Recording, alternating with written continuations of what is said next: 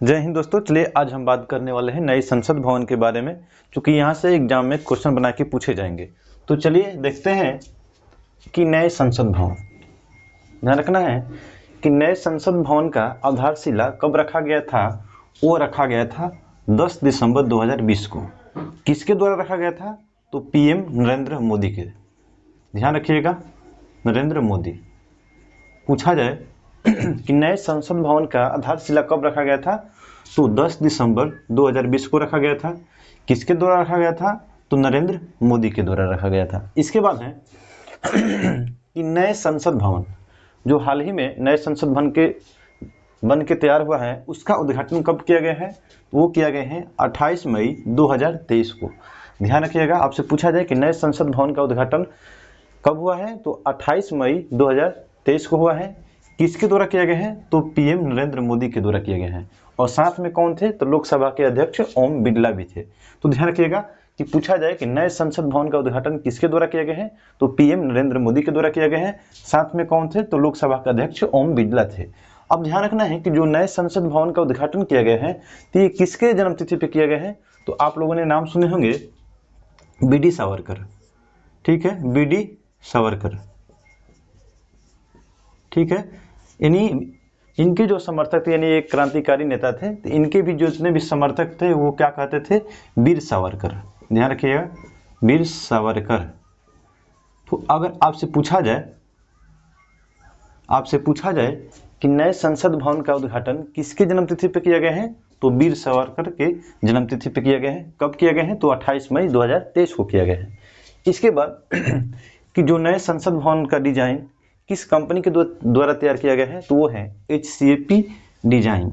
ये कंपनी है जो गुजरात की है। तो ध्यान रखिएगा कि नए संसद भवन का डिजाइन किस कंपनी के द्वारा किया गया है, तो ये किया गया है HCP डिजाइन के द्वारा किया गया है। ये कंपनी है, ध्यान रखिएगा। इसके बाद नए संसद भवन का निर्माण कौन सा कंपनी कर रही है? देखिए ध्यान रखिएगा कि ये जो देख रहे हैं डिजाइन जो है, डिजाइन ये किसके द्वारा किया गया है, तो ये HCP डिजाइन के द्वारा किया गया है। लेकिन नए संसद भवन का निर्माण का ठेका कौन लिया था, तो वो है टाटा प्रोजेक्ट लिमिटेड। ध्यान रखिएगा, टाटा प्रोजेक्ट लिमिटेड के द्वारा ये ठेका लिया गया था नए संसद भवन को बनाने का। इसके बाद है कि नए संसद भवन का आर्किटेक्चर कौन थे, तो वो है बिमल पटेल। ध्यान रखिएगा कि जो नए संसद भवन हाल ही में बन के तैयार हुआ है, तो उसके वास्तुकार कौन है, तो वो है बिमल पटेल। इसके बाद चलते हैं कि इस जो नए संसद भवन बन के तैयार हुआ है, इसका क्षेत्रफल कितना है, वो है 65,000 वर्ग मीटर। ध्यान रखिएगा कि नए जो संसद भवन है उसका क्षेत्रफल कितना है, तो 65,000 वर्ग मीटर है। इसके बाद कि नए संसद भवन को बनाने में कुल कितना खर्च आया है, वो आया है 1200 करोड़। ध्यान रखिएगा, 1200 करोड़ रुपया का लागत हुआ है किसमें, तो नए संसद भवन को बनाने में। चलिए एक बार फिर इसे ऊपर से देखते हैं कि नए संसद भवन का आधारशिला कब रखा गया था, तो रखा गया था 10 दिसंबर 2020 को। किसके द्वारा रखा गया था, तो पीएम नरेंद्र मोदी के द्वारा रखा गया था। इसके बाद है कि नए संसद भवन का उद्घाटन किसके जन्मदिवस पर किया गया है, तो बी.डी. सावरकर के जन्मदिवस पर। इन्हें वीर सावरकर के भी नाम से जाना जाता है। और कब किया गया है, तो 28 मई 2023 को। किसके द्वारा किया गया है, तो पीएम नरेंद्र मोदी के द्वारा किया गया है। और साथ में कौन थे, लोकसभा के अध्यक्ष ओम बिरला थे। इसके बाद है कि नए संसद भवन का डिजाइन कौन कंपनी बनाई है, तो वो है HCP डिजाइन। ये कंपनी है, तो इन्हीं के द्वारा, यानी HCP डिजाइन कंपनी के ही द्वारा नए संसद भवन का डिजाइन खींचा गया है। इसके बाद है कि जो नए संसद भवन का निर्माण करने का ठेका कौन लिया था, तो टाटा प्रोजेक्ट लिमिटेड। ध्यान रखिएगा कि नए संसद भवन का निर्माण कौन सी कंपनी की है, तो टाटा प्रोजेक्ट लिमिटेड। लेकिन डिजाइन किस कंपनी के द्वारा की गई है, तो वो है HCP डिजाइन। इसके बाद है कि जो नए संसद भवन बन के तैयार हुआ है उसके आर्किटेक्चर कौन है, वास्तुकार कौन है, वो है बिमल पटेल। ध्यान रखिएगा, बिमल पटेल है।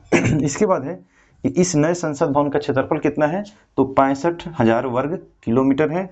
कुल लागत कितना लाया है, यानी कुल खर्च कितना आया है, तो 1200 करोड़ रुपये का आया है। इसके बाद है कि जो नए संसद भवन बन के तैयार हुआ है, तो इसका आकार कैसा है। ध्यान रखिएगा कि इसका जो आकार है वो कैसा है, त्रिकोणीय है। ये ध्यान रखिएगा कि जो नए संसद भवन हाल ही में बन के तैयार हुआ है उसका आकार कैसे दिखता है, तो त्रिकोणीय जैसा। इसके बाद कि इस नए संसद भवन में कितने मंजिला इमारत है? तो 4 मंजिला इमारत है। ध्यान रखिए, यानी 4 मंजिला इमारत बनाए गए हैं इससे नए संसद भवन में। इसके बाद है कि नए संसद भवन के उद्घाटन के समारोह में 75 रुपये का सिक्का जारी किए गए हैं। ध्यान रखिएगा, यहाँ से प्रश्न पूछा जा सकता है कि नए संसद भवन के उद्घाटन के फलस्वरूप कितने रुपये का सिक्का जारी किया गया है? तो 75 रुपये के सिक्का जारी किया गया है। 75 रुपये का सिक्का किसके उपलक्ष्य में जारी किया गया है? तो नए संसद भवन के उद्घाटन के फलस्वरूप 75 रुपये का सिक्का जारी किया गया है। तो ध्यान रखिएगा, आकार पूछे तो कैसा है? त्रिकोणीय है। और नए संसद भवन के उद्घाटन में कितने रुपये का सिक्का जारी किया गया है? तो 75 रुपये का सिक्का जारी किया गया है। इसके बाद चलते हैं, इसके बाद देखते हैं कि नए जो संसद भवन बन के तैयार हुआ है तो उसमें लोकसभा की सीटें कुल कितने रखी गई हैं? तो वो है 888 सीटें। ध्यान रखिएगा कि जो नए संसद भवन बन के तैयार हुआ है उसमें लोकसभा की कुल कितनी सीटें रखी गई है? तो उसमें 888 सीटें यानी लोकसभा के लोग बैठ सकते हैं। इसके बाद है नए संसद में राज्यसभा की कुल कितने सीटें हैं?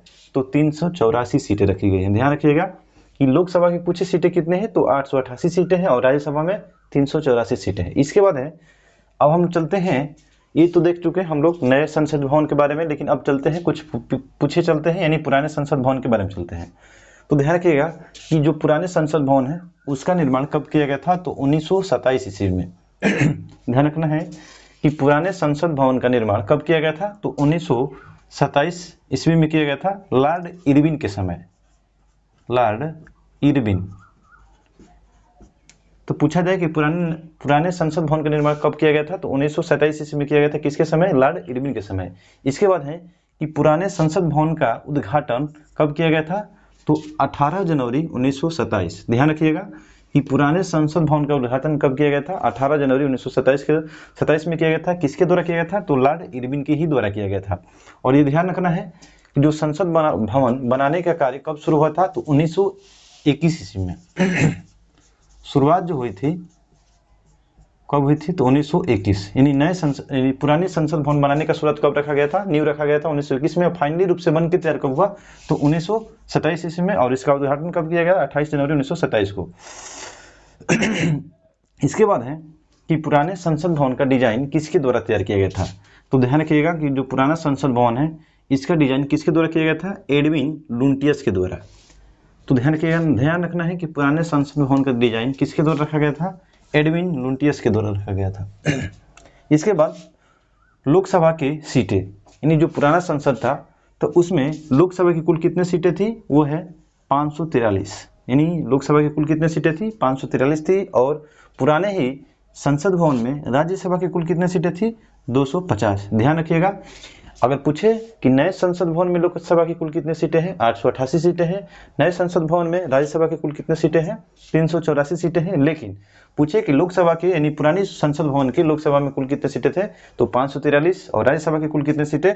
250। इसके बाद जो पुराना संसद भवन था उसका आकार कैसा था? तो गोलाकार। ध्यान रखना है कि जो नए अभी बन के तैयार हुआ है संसद भवन उसका आकार कैसा है? तो त्रिकोणीय है। लेकिन जो पहले वाला संसद भवन था उसका आकार कैसा था? गोलाकार था। इसके बाद चलते हैं कि संसद के गठन का प्रावधान संविधान के किस अनुच्छेद में किया गया है? तो ध्यान रखना है कि संसद के गठन का प्रावधान जो किया गया है तो संविधान के यानी आर्टिकल 79 में किया गया है। ध्यान रखना है कि पूछा जाए कि संसद के गठन का प्रावधान किस अनुच्छेद में किया गया है? तो अनुच्छेद 79 में किया गया है। ध्यान रखना है 79 में। इसके बाद है संसद के कितने अंग होते हैं? तो जो संसद के अंग होते हैं वो कितने होते हैं? 3 अंग होते हैं। कौन कौन से होते हैं? तो पहला ध्यान रखना है लोकसभा, राष्ट्रपति और राज्यसभा। तो पूछा जाए कि संसद के कितने अंग होते हैं, यानी संसद किसको बोलते हैं? लोकसभा, राष्ट्रपति और राज्यसभा को क्या बोलते हैं? संसद। संसद के कितने अंग होते हैं? 3 होते हैं, लोकसभा, राष्ट्रपति और राज्यसभा। इसके बाद संसद के कितने सदन होते हैं? तो संसद के 2 सदन होते हैं। कितने? 2। कौन कौन? एक लोकसभा और दूसरा जो होता है राज्यसभा। क्या होता है? दूसरा राज्यसभा। संसद के कितने सदन? तो 2 सदन। कौन कौन? तो लोकसभा और राज्यसभा। इसके बाद है कि ये जो देख रहे हैं संसदीय प्रणाली यानी संसदीय व्यवस्था, ये कहाँ से लिया गया है? ये ब्रिटेन से लिया गया है। किस देश से लिया गया है? तो ब्रिटेन से लिया गया है। ध्यान रखना है कि संसदीय प्रणाली कहाँ से लिया गया है? ब्रिटेन से लिया गया है। इसके बाद चलते हैं सेंगोल। जब आपने थंबनेल देखा होगा तो इसमें एक गद्दे के आकार में उपकरण है जो इसको बोलते हैं सेंगोल। ये सेंगोल क्या है? ये सेंगोल जो है दक्षिण भारत के तमिलनाडु के दक्षिण भारत के तमिलनाडु में शासन कर रहे चोल साम्राज्य में विशेष समारोह किया जाता था। और जब भी कोई राजा अपना नए उत्तराधिकार नहीं घोषित करता था तो नए उत्तराधिकार को प्रतीक के रूप में ये सेंगोल दिया जाता था। ध्यान रखना है कि सेंगोल क्या है, तो दक्षिण भारत के तमिलनाडु यानी सेंगोल जो था ये प्रथा था किसमें प्रचलित था, तो चोल वंश में प्रचलित था। और एक प्रकार से ये विशेष समारोह था। जब भी कोई राजा अपना उत्तराधिकार नियुक्त करता यानी घोषित करता था तो उसे क्या करता था, उस नए जो उत्तराधिकार होता था उसे प्रतीक के रूप में क्या दिया जाता था, तो सेंगोल ही दिया जाता था। तो इन सत्ता को हस्तांतरण करने के लिए क्या दिया जाता था, तो सेंगोल। इसके बाद देख रहे हैं कि जैसे भारत के वायसराय, चूंकि आप लोग को मालूम है कि जो लॉर्ड माउंटबेटन थे ये भारत के वायसराय थे 1947 में, तो ये ब्रिटिश सरकार का क्या कर रहे थे, प्रतिनिधित्व कर रहे थे। तो इन्हीं की सत्ता यानी ब्रिटिश सत्ता किसको देना थी, भारतीय को देना था। तो माउंटबेटन के ही पास ये सेंगोल था। क्या था, सेंगोल। और ये सेंगोल किसको दिया जाता है, ये दिया जाता है किसको, तो जवाहरलाल नेहरू को दिया जाता है। नहीं, कहने का मतलब है कि कहीं ये जो वायसराय देख रहे हैं लॉर्ड माउंटबेटन, ये ब्रिटिश सरकार का क्या थे, तो प्रतिनिधित्व करते थे। और ये ब्रिटिश सरकार ने क्या किया, सत्ता को किसके हाथे सौंप दिया, तो भारतीयों के हाथे सौंप दिया। तो ये मतलब कि एक प्रतीक के रूप में किसे दे दिया गया, लॉर्ड माउंटबेटन के द्वारा किसको दिया जाता है, तो जवाहरलाल नेहरू को दिया जाता है। यही है सेंगोल। तो ध्यान रखिएगा, ये बड़ा चर्चा में था, तो ध्यान रखना है इस बात को। तो चलिए दोस्तों, हम उम्मीद करते हैं कि ये वीडियो आपको काफ़ी पसंद आया होगा।